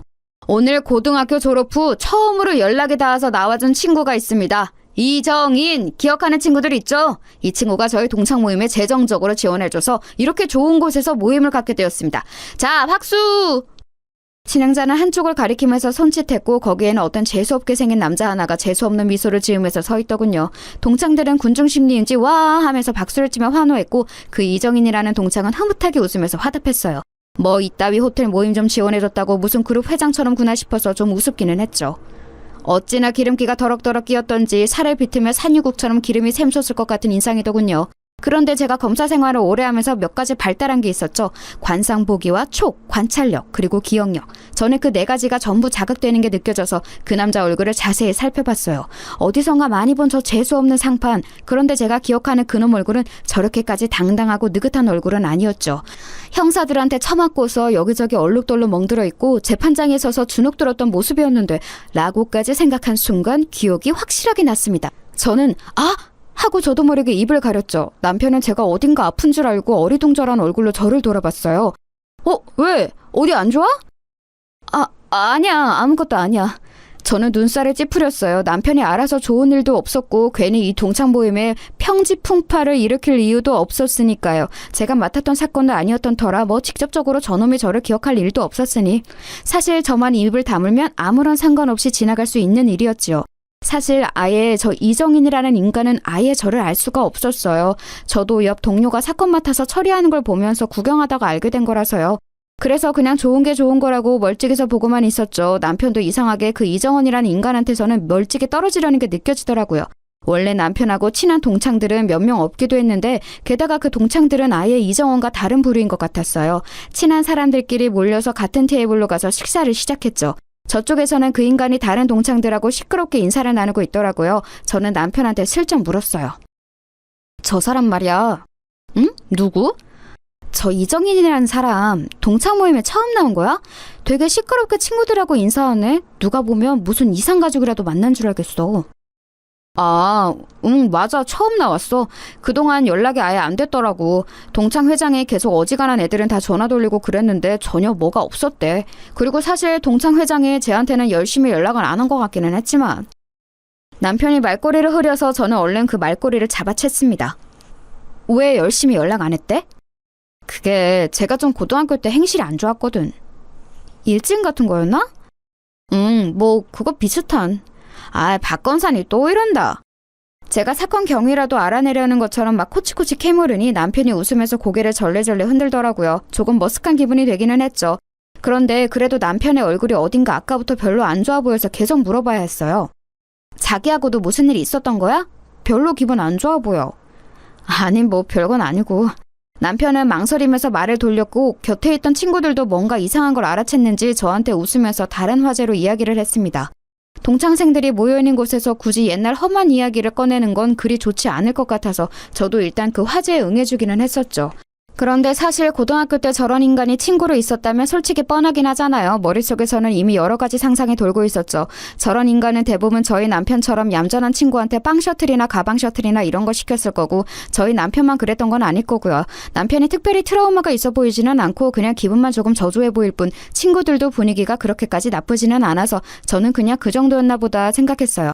그때 그 이정원이라는 인간하고 이야기를 나누던 남편 친구 한 명이 저희 쪽으로 왔죠. 야, 쟤 요새 사업 좀 크게 하나 본데? 사업? 무슨 사업을 그렇게 한대? 무슨 중견기업 회장님하고 같이 밥도 먹고 하는데 그 회장님이 자기를 너무 좋게 봐서 지금 인맥 쌓아가고 있는 중이라고 막 그러더라고. 와, 그래? 그리고 무슨 국회의원도 자기 굉장히 높게 평가한다고. 아유, 저 새끼 고등학교 때도 그랬지만 입은 잘 털더라. 그 친구는 시끄러웠다면서 귀를 터는 동작을 했지만 부러워하는 모습이었어요. 사실 중견기업이나 국회의원을 끼고서 사업을 시작한다면 꽤 크게 될 확률이 높았죠. 지금도 상당히 돈을 많이 번 모양인데 그게 진짜일지 아닐지는 두고 봐야 알 일이었어요. 저는 검사로 오랜 기간 일하면서 정말 별의별 꼴을 다 봤기 때문에 모든 것을 액면 그대로 볼 수가 없었죠. 게다가 저런 인간은 제가 검사로 있으면서 동료 사건에서 봤던 그 얼굴이라 도저히 좋게 볼 수 없는 건 너무 당연했습니다. 동창회는 동창들과 그 배우자들로 아주 성황이었죠. 저는 홀이 좀 답답해서 바람 좀 쐬고 오겠다고 하고서 로비로 나갔어요. 로비도 그리 넓지는 않았지만 그래도 사람이 적어서 조금 덜 답답했거든요. 호텔 로비 소파에 앉아서 잠깐 쉬고 있는데 그 사이에 담배라도 피러 나갔다 온 건지 그 이정인이라는 놈이 다른 남자 하나와 시끄럽게 떠들면서 들어오더군요. 저는 그냥 모른 척하고 앉아서 핸드폰만 들여다보고 있었어요. 그런데 그 놈이 자기 옆에 있는 남자하고 뭔가 이야기하고서 그 남자를 먼저 들여보내더니 제 쪽으로 오는 거예요. 안녕하세요. 네? 저는 좀 의아해서 그 남자를 쳐다봤어요. 이정인이 제 얼굴을 알 리가 없었거든요. 그런데 그 놈은 제 옆에 있는 소파에 와서 앉더니 씩 웃으면서 제 얼굴을 자세히 들여다보더군요. 솔직히 약간 소름 돋았어요. 그 질 나쁜 사내놈들 특유의 징그러운 눈빛 있잖아요.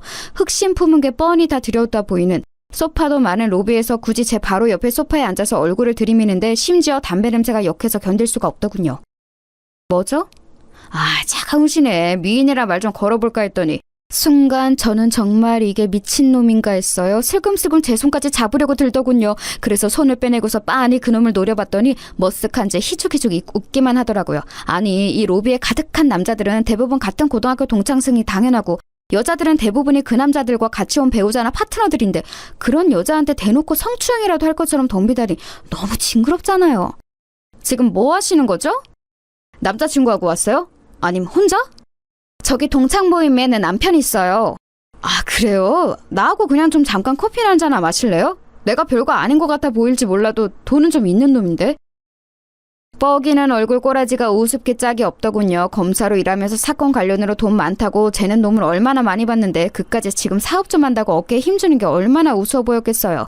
그리고 그놈이 무슨 짓으로 돈을 벌었는지 잘 아는데요. 빤히 보다가 픽 웃으면서 고개를 돌렸더니 나름 자존심이 상했는지 얼굴이 일그러져서 물러나더군요. 그 다음에는 별말 안 하고 곧장 일어나서 다시 홀로 들어가는 꼬라지를 보자니 정말 근성도 없고 있는 건 그저 더러운 짓 할 줄 아는 더러운 성격밖에 없구나 싶었습니다.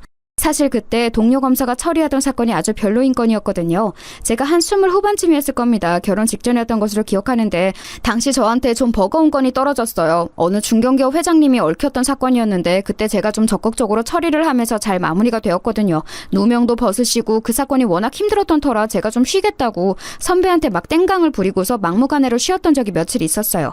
그런데 며칠 쉬는 것도 쉬어본 사람이 잘 늘지 이상하게 좀이 쑤시더라고요. 그래서 동기였던 동료 검사한테 가서 옆에서 사건 처리하는 것을 도와줬었죠. 사건 파일들도 막 읽어보고요. 근데 그때 동료 검사가 처리하고 있던 게 저 인간이 얽힌 사건이었습니다. 조폭 출신인데 뭐 대단한 조직도 아니었어요. 대가리는 당연히 따로 있어서 거기에 대한 수사가 중점적으로 이루어졌는데 잡힌 건 정작 잔챙이들이었던 거였죠. 이정인 저 인간이 그중에서도 아주 지저분하고 질이 나빴어요. 성매매 업소 운영을 하면서 심지어 그 불법 업소에서 손님으로 온 남자들 등까지 처먹으면서 사기로 돈을 2배씩 벌던 놈이었죠. 업소에 손님을 받겠다고 약속받아 불러내고서는 미성년자를 내놔서 그걸로 손님한테 협박을 하든가 아니면 아가씨 없이 그냥 빈 오피스텔로 불러들여서 몇 대 패고서 돈만 갈취하고 돌려보낸다든가 심지어 업소 아가씨들은 일을 2배로 뛰게 하면서 정작 돈은 조금도 주지 않고 오히려 빚만 집어서 흉한 일도 일어나고 했던 그런 인간이었어요. 사실 뭐 성매매 업소만 운영하는 조폭 정도면 그래도 흔한 편인데 저렇게 손님 등까지 처먹는 인간은 그중에서도 악질인 편이라서 신기할 정도였죠. 사진을 보는데 동료 검사가 그러더라고요. 야, 얘 봐라. 그런 짓 하게 생기지 않았냐? 동료 검사는 당시 일이 많아서 거의 죽어가는 것처럼 생기가 사라지고 있었는데도 그 소리를 들으니까 너무 웃기더라고요. 아니 근데 정말 그런 짓 하게 생긴 놈이기는 했어요. 왜 문신 잔뜩 있고 기름기 엄청 많은 타입 있잖아요. 쟤는 진짜 잔잔바리로 지저분한 짓은 혼자 다 했더라. 일순월이 시장에서 하면서 돈 못 갚은 사람들 괴롭히고 다니는 잔챙이 짓도 지가 하고 무슨 노래방 도우미들 수급하는 짓도 지가 하고 도우미들하고 놀던 남자들 사진 찍어서 협박도 하고 하여간 상상할 수 있는 모든 등신 같은 짓을 지가 혼자 다 하고 다녔어. 돈 욕심이 많은지 그러고서 돈은 지가 다 먹어서 밑에 해바리들이 제일 싫어 죽으려고 하더라. 형님 취급도 안 하고 싶어해. 동기 검사가 하는 말마다 웃기더라고요. 아니 조직 폭력배로 살아온 인생들이 얼마나 하급인지 누구보다 잘하는 게 저희 검사들일 거예요. 그런데 거기에서도 제일 하바리에 심지어 부하들까지도 사람 취급 안 하는 놈이라니 알만하잖아요. 저는 사진을 보면서 다시 한번 감탄했죠. 아 그래 진짜 그러게 생겼다. 동료 감사가 낄낄대다가 힘없이 대답했어요. 이 새끼 분명히 빵 살다 나와도 또 이상한 짓 할 거야. 뭐 징역도 몇 년 안 받겠지. 하여간 이런 새끼들 진심 너무 짜증나. 신분 세탁하고서 잘 먹고 잘 살려고 얼마나 노력하겠냐? 신분 세탁 걸리기만 해봐. 아주 조사 버릴 테니까. 그때 동료 검사하고 저하고 웃으면서 수다 떠는 게 기억납니다. 그러니까 이정원 요놈 새끼가 그때 우리가 말하던 신분 세탁하고서 잘 먹고 잘 살려고 죽을 둥 살 둥 노력하는 그 짓을 하고 있다는 거였어요. 솔직히 배알이 뒤틀리더라고요. 사업은 신뢰가 중요한데 분명히 그 중견기업 회장이나 국회의원이 누구더라도 저놈이 저질 조직폭력배 출신이라는 걸 알면 엄마 뜨거라 하고 천리만께 도망갈 게 뻔한데 말이죠. 누구인지만 알면 제가 그쪽으로 말 전할 인맥은 얼마든지 있는데 하지만 뭐 거기까지 발을 들이고 싶은 생각은 없었어요. 일단 남편 동창 모임이 시끄러워지는 걸 바라지도 않았고 심지어 거기에 제가 엮이고 싶지는 않았어요. 이정원 그놈이 잡히거나 망하더라도 다른 일로 그래야 했죠. 저는 화장실에 들러서 대충 메이크업을 손질하고 머리도 다시 만진 이후에 홀로 들어갔어요. 이리저리 홀을 둘러보는데 남편은 여전히 함께 있던 친구들과 있더군요. 인원이 늘어나서 서너시던 일행이 예닐곱쯤이 된 것 같았어요. 저는 약간 미소를 띄운 채로 남편의 곁으로 다가가서 그 곁에 앉았죠. 소파에 푹신하게 앉는 그 순간 저는 건너편에 있는 기름기 흐르는 얼굴을 보고서 깜짝 놀랐어요. 이정인이 그 자리에 있는 거였죠. 이정인도 좀 놀란 눈치로 저하고 남편을 번갈아 봤어요. 뭐야 김진석, 너 이렇게 예쁜 와이프가 있었어? 인사해 자기야. 그 동창인 이정원이고 이쪽은 내 와이프. 저는 로비에서의 일이 없었던 것처럼 활짝 웃으면서 반갑게 인사를 했어요. 이정희는 징그럽게 웃으면서 악수를 위해 제 손을 잡고서는 한참이나 꼼지락대다가 시간이 흐르고서야 손을 떼더군요. 어찌나 징그럽던지. 거기다가 악수함답시고 제 손을 잡고 손바닥을 손가락으로 긁더라고요. 그게 성추행이라는 걸 제가 모르겠어요? 참 더럽게 산 인간답다 싶더군요. 친하지도 않은 동창, 그것도 몇십 년 만에 만난 동창의 아내를 초면에 남편 앞에서 성희롱을 하다뇨. 평소 제 성격 같으면 진짜 단숨에 뒤집어 엎었을 텐데 그래도 이곳은 남편 모임 자리니까 일단 한번 참았습니다. 벌써 두 번째 참는 거라 세 번째에는 진짜 안 참고 너 가만 안 놔둔다 하고 속으로 벼르고 있기는 했었지만요. 이정희는 자리에 앉아서 거들먹거리면서 계속해서 자기 사업 이야기를 풀고 있는 중이더군요. 저는 남편 곁에 앉아서 가만히 그 이야기를 듣기만 했어요. 이정희는 자기가 얼마나 대단한 기업가들과 식사를 하고 다니는지, 어떤 재력가들이나 어떤 정치인들과 인맥을 쌓고 있는지에 대해서 자랑을 늘어놓는 게 역겹게 들리더군요. 그런데 그놈이 주로 이야기하는 중견기업 회장은 제게도 낯익은 사람이었어요. 바로 제가 예전에 사건 해결 당시 저 덕분에 누명을 벗게 되어서 요즘까지도 자주 연락하고 가끔 저와 식사도 하시는 분이었죠. 그분은 상당히 성격이 깔끔하고 단호하신 분이라 저런 놈을 곁에 두실 리가 없는데 싶어서 의아했어요. 하기사 몇십 년을 저질 깡패로 굴러먹으면서 남들 등만 처먹었었으니 오죽 사기치는데 도가 텄을까 싶기는 하더군요. 그 중견기업 회장님도 분명히 이놈을 진지하게 보시지는 않겠지만 일단 나중에 기회가 닿으면 한번 말씀을 드려야겠다는 생각이 들었어요. 저놈이 만난다는 국회의원도 가만 들어보니 그 회장님 인맥으로 만나게 된 사람인 것 같았고요. 너 잘 걸렸다 싶어서 저는 그 자리에서는 그냥 입 다물고 얌전히 있었어요. 아니, 얌전히 있으려고 했다는 게 정확하겠네요. 별다른 일이 없었다면 그 자리는 그대로 파했겠지만 곧 이정인이 저한테 몸을 돌리고서는 고개를 쭉 빼더군요. 재수씨, 그거 알아요? 야, 진석아, 너 그거 이야기했어? 뭘 이야기해? 우리 와이프 내 친구들 잘 몰라. 아, 그럼 이야기 안 했겠구나? 너 쪽팔려서 말 못하긴 했겠다. 그놈은 남편을 한껏 비우는 듯한 얼굴로 말했어요. 남편은 순간 화가 울컥 치미는 얼굴이었지만 원체 순한 사람이었기 때문에 한 번 꾹 참는 얼굴이었죠. 저도 남편이 여기서 나가서는 건 바라지 않았어요. 대체 무슨 소리를 할지 궁금하기도 했고요. 재수씨, 진석이 이 새끼 제 꼬봉이었어요. 고등학교 때 어찌나 말을 잘 듣던지. 그렇게 말하면서 천박하게 이를 데 없이 낄낄거리고 웃더군요. 솔직히 남편의 성향이라든지 이정원 이 새끼의 존재를 알게 되면서부터 고등학교 때 당연히 그랬으리라 생각은 했어요. 그래서 놀랍지도 않았죠. 다만 제가 놀라웠던 건 그걸 와이프 앞에서 말하는 저 멍청한 머리였어요. 꼬봉이라는 게 뭔지 알아요? 아, 여자들 잘 모르지? 여자 고등학교에도 양아치 정도는 있죠? 근데 남고는 달라요. 재수씨, 센 남학생들이 샌님들 다 끌고 와서 심부름 시키는 거, 여기 이 진석이가 내 말을 참 잘 들어줬지. 그치 진성아? 그만해라. 너 좀 많이 마신 것 같다. 실제로 그놈은 술이 꽤 취한 것 같았어요. 하지만 술은 마셨다고 해도 분명히 제정신인 건 너무도 나도 다 아는 사실이었고 저 역시도 그냥 그대로 넘어가줄 생각은 없었죠. 다른 건 몰라도 제 배우자인 남편을 조롱하고 악담한다는 사실을 그냥 두고 볼 수는 없잖아요. 그래서요? 계속해 보시죠. 제가 차가워진 것도 별로 상관하지 않는 건지 아니면 아는 척도 안 하는 건지 이정환 그놈이 계속 얼굴을 제 쪽으로 기울이고서는 짓거리더라고요. 체육 시간에 창고 끌고 가서 내가 꿀려놓고서 짖으라고 하니까 진짜 짖더라고. 재수씨, 심심하면 남편한테 한번 짖으라고 해봐요. 얼마나 잘 짖는지 알아? 정말 개 같거든. 아니 이렇게 예쁜 와이프를 학창시절 내 앞에 서지도 못하던 진서이가 데리고 있다니 좀 아쉽네. 야, 너 그만하라니까? 어때서 그래? 네 와이프 앞에서 고딩 때 너 찐따 같던 거 까발려주니까 쪽팔려서 그래? 야, 부끄러워하지 마. 너 지금도 그렇잖아. 돈 버니까 때깔은 좋아졌다만 여기 알맹이가 어디 갔겠어? 그러면서 그놈이 남편 가슴께를 손으로 툭툭 치더라고요. 그 손목을 확 잘라버리고 싶은데 남편이 얼른 그 손을 치워버렸어요. 제 표정이 험악해지는 걸 본 거였겠죠. 너 진짜 왜 이렇게 창피하게 구냐? 재수씨 들어봐요. 난 저 새끼 완전히 사람 구실도 못할 줄 알았거든. 아니 기라면 기는 새끼가 어디 가서 무슨 남자 노릇을 해. 그런데 지금 재수씨 보니까 그래도 남자 노릇은 기막히게 하는 모양이네. 이정희는 실실 웃으면서 정말 더러운 말을 이어갔어요. 사실 말버릇이 고약한 건 이상한 일은 아니었죠. 조폭따까지 출신, 거기다 성매매 업소 운영하면서 남자들 사기까지 처먹던 새끼였으니 오죽하겠어요. 거의 인생 폐기물에 가까운 놈이었으니까요. 그래도 반반한 와이프까지 얻어가지고 말이야. 너 진짜 출세했다. 내가 사업하는데 너 고용해줄까? 너 지금 회계사랬나? 야, 멀쩡한 회사 다니고 있긴 하냐? 여봐요 재수씨, 그러지 말고 내 비서로 들어올래요? 온갖 더러운 말을 쏟아내다가 이정원은 제가 안색이 좋지 않았는지 곧 손사래를 치면서 실실 웃었어요. 아니 재수씨 칭찬이에요, 칭찬. 재수씨가 얼마나 예쁘면 내가 이렇게 칭찬을 하겠어. 고마운 줄을 알아야지. 야, 너 진짜 그만 못해?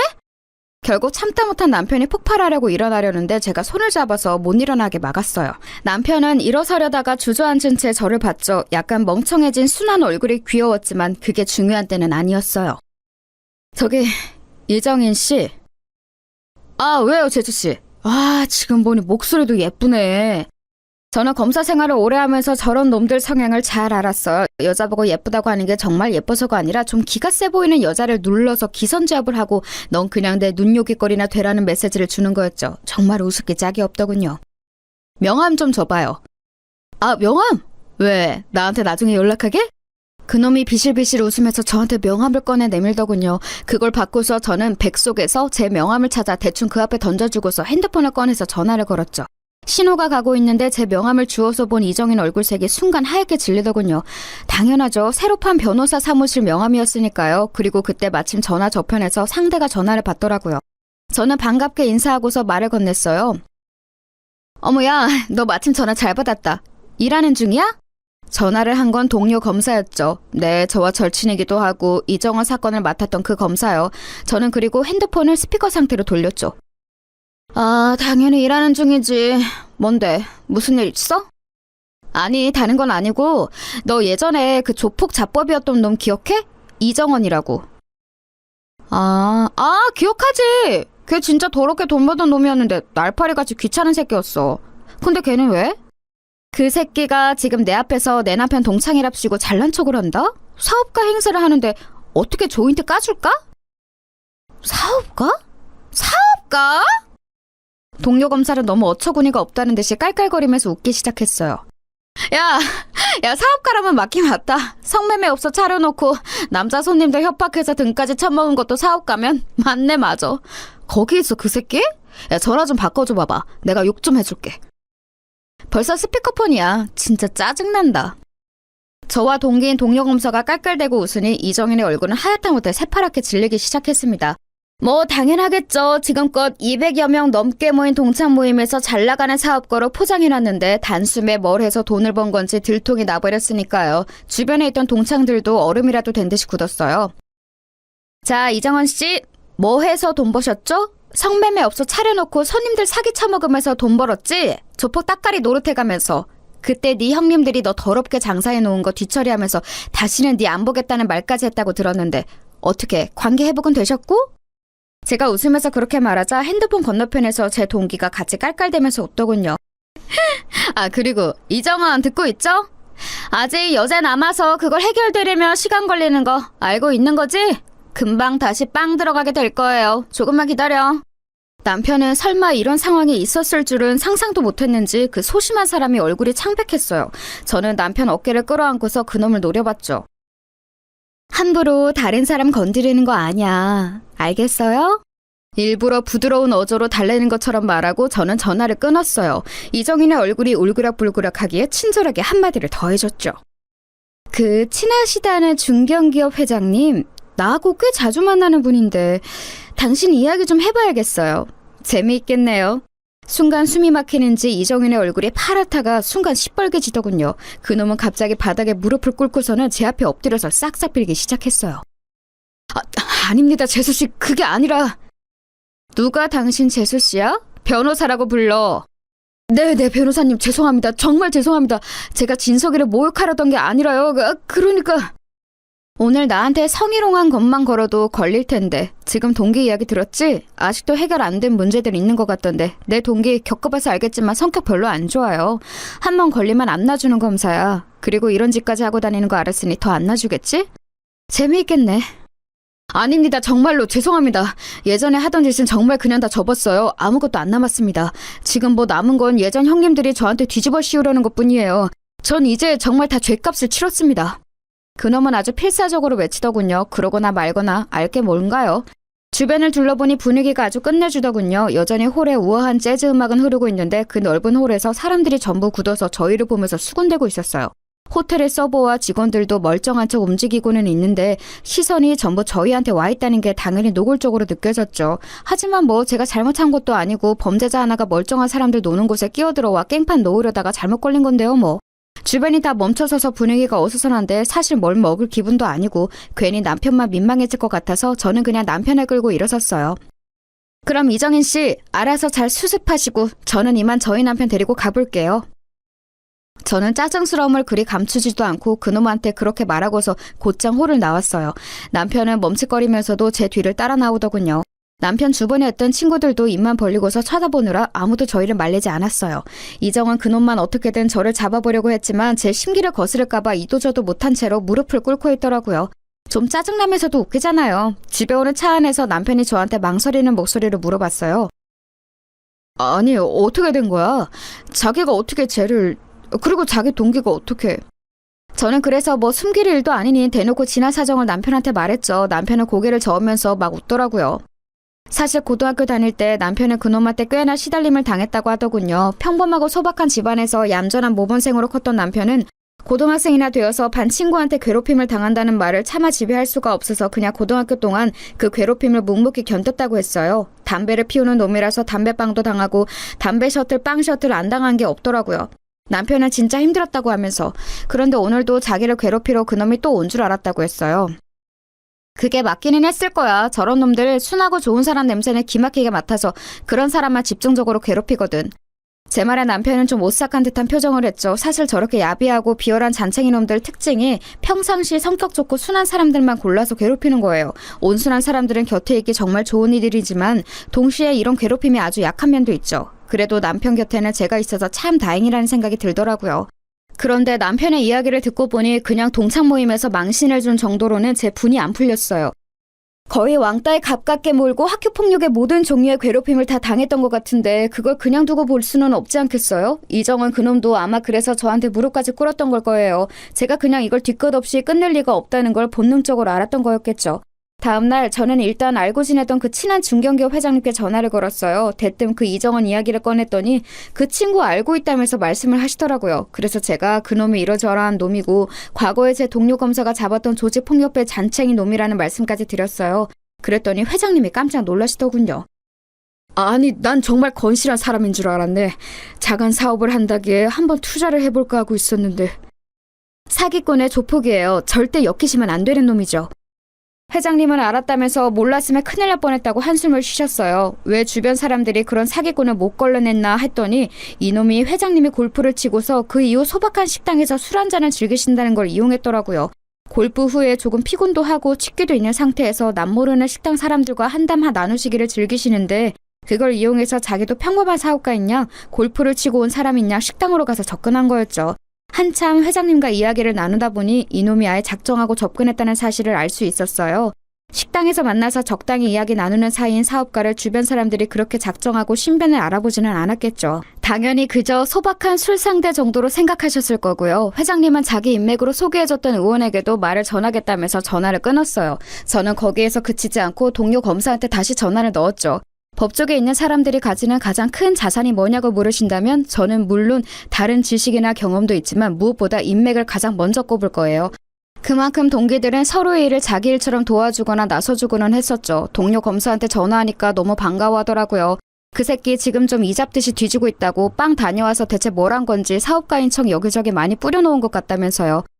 동기가 맡고 있는 사건 중 그놈 관련한 게 있었는데 그것 때문에 형사님하고 어지간히 이야기를 많이 나누는 것 같았어요. 원래 좀 후순위로 밀릴 사건이었는데 저하고 나눈 통화 때문에 확 순위가 당겨진 거였죠. 그래서 일단 제가 파악한 회장님하고의 관계도 걔한테 알려주고 전화를 끊었죠. 며칠 뒤 남편이 머뭇거리면서 저한테 말하더라고요. 자기야 혹시 이정원 걔하고 관련해서 자기가 뭔가 한 거 있어? 아니 별다른 거 한 거 없는데 왜? 아니 그 녀석이 갑자기 나한테 전화를 해서 네 와이프 뭐하고 다니는 거냐고 소리를 지르길래. 아하 소리를 질렀어? 간이 배밖에 나왔네. 그때쯤에는 슬슬 진짜로 열이 받더라고요. 저한테는 대놓고 건방지게 못 굴면서 순하디 순한 남편한테만 전화해서 소리를 질렀다 이거였죠. 게다가 무슨 지네 형님들이 어쩌고 이래가지고 걔 조폭이었다며. 혹시 자기 위험할까봐 걱정되어서. 남편이 걱정스럽게 말했어요. 저는 그 말에 빵 갔다가 나와서 요놈이 다시 그 조폭에 붙었구나 싶더라고요. 조직폭력배들이라도 언제나 일 처리해줄 잔챙이들은 필요한 법이라서 쓰고 버릴 용도로 데리고 있는 애들이 있거든요. 결국 저는 그날 아예 동료 검사네 사무실로 가서 의논을 했어요. 형사님까지 불러다가 같이 이야기했더니 형사님도 그놈 주변에 지금 또 조폭 무리들이 슬슬 보이고 있다는 사실을 알더라고요. 그래서 그놈이 그 회장님한테 이야기했다는 사업 상세 사항을 회장님한테 다시 전화해서 전달받고 그걸 토대로 해서 수사에 도움이 될 만한 정보들을 많이 정리했죠. 결과는 뭐 간단했어요. 알아봤더니 겉으로는 깨끗한 척 법인을 세워서 사업하는 것처럼 하고 뒤로는 조폭 사업을 벌이려고 했더라고요. 그 회장님한테는 다른 업종인 척하고 투자를 받으려고 했고 국회의원과 인맥을 만들어서 뭔가 하려고 했었나 봐요. 그렇게 거대한 조폭 패거리는 되지 못해서 아직 기반이 없었기에 이제 막 만들려고 했던 거죠. 걔네들도 멍청하지. 그 일을 이정원같이 멍청하고 나대는 놈한테 맡기면 어쩌나요? 좌우간 성매매 업소하고 도박 업장까지 차려놓은 걸 덮쳐서 형사님이 아주 뿌듯해하셨어요. 동료 검사 역시도 신나게 사건 처리를 해서 엄청 세게 구형했고 재판부에서도 인정해 주었죠. 일이 진행되는 동안 남편은 엄청나게 불안해했어요. 사실 그동안 제가 검사 일을 하면서 거친 범죄자들하고 마주하는 경우가 많아서 남편이 힘들어했는데 변호사 개업하면서 그런 일은 없겠거니 했거든요. 하지만 또 이런 일이 생기니 남편이 많이 마음고생을 했죠. 그래도 나름 속전속결로 일이 끝났고 결국 그 잘난 척하던 이정원 씨는 사업가인 척하던 일을 접고서 다시 빵에 들어가야 했어요. 덩달아 같이 엮인 조폭 형님들까지도 굴비 두릅처럼 같이 엮어 잡혀서 들어가게 되었죠. 일부러 동료 검사와 형사님이 같이 이 모든 일의 시초가 이정원이라는 사실을 그 조폭 패거리들한테 흘려서 아마 감옥에서 나와도 제가 아니라 그 형님들을 걱정해야 할 거였어요. 그런데 사실 이 일의 시작이 이정원이었던 건 맞죠. 뭐 일단 그놈이 처음부터 멀쩡하게 굴었다면 제가 괘씸하게 여겼을 일도 없었을 거고 나름대로 평화롭게 그 불법적인 사업이라는 걸 조금 더 오래 추진할 수 있지 않았을까요? 조폭들이 점잖은 척 합법의 가면을 쓰고서 법인까지 세우려고 아주 작정을 하고 있었는데 그걸 이정원이 나댄 바람에 말아먹었으니 나중에 출소하고서 혼쭐이 나도 그럴만하죠. 하지만 그 덕분에 저희 동기인 동료 검사가 뿌듯하게 사건을 처리했고 남편의 고등학교 시절에 대해서 소소한 복수도 했으니 만족합니다. 소소하다고 하기에는 꽤 큰 복수가 되기는 했지만요. 제 사연은 여기까지입니다. 들으실 때 작게라도 즐거움이 되셨다면 좋겠어요.